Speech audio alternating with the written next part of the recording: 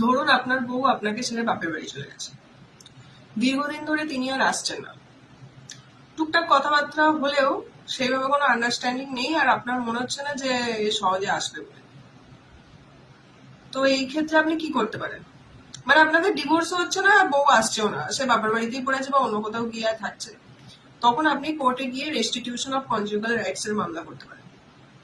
যদি না আপনি ডিভোর্স চান, ডিভোর্স আপনি চাইতেই পারেন, সেখানে প্রপার গ্রাউন্ড আপনাকে দেখাতে হবে। যদি না ডিভোর্স চান, আপনি যদি বউয়ের সাথে সংসার করতে চান, তাহলে আপনি কোর্টে যাবেন, গিয়ে রেস্টিটিউশন অফ কনজুগাল রাইটস এর মামলা করবেন। এটা হচ্ছে সেকশন 9 অফ হিন্দু ম্যারেজ অ্যাক্টে এই রাইটটার কথা আপনার বলা আছে।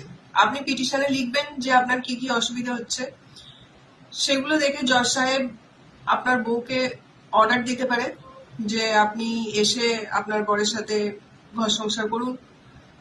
এবারে আপনার বউয়ের ওপর দায়িত্ব বর্তাচ্ছে, কেন ও থাকছে না আপনার সাথে, কি কারণে, সেটা সে বলবে এসে। এবারে এই রাইটটা শুধু আপনার নেই, আপনার স্ত্রীরও আছে আপনার এগেনস্টে রেস্টিটিউশন অফ কনজুগাল রাইটস এর মামলা করা।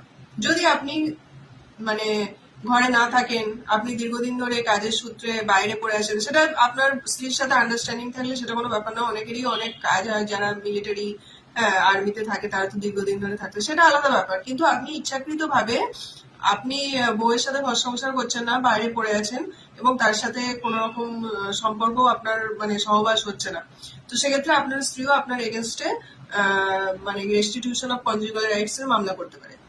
তো সেখানে আবার আপনাকে কারণ দর্শাতে হবে এসে, যে কেন, কি কারণে আপনি আসতে পারছেন না, কি কারণে আপনি ওর সাথে সংসার করতে পারছেন না। আর সেটা যদি না করতে পারেন, তাহলে আপনাকে এসে ওর সাথে থাকার জন্য কোর্ট রায় দেবে।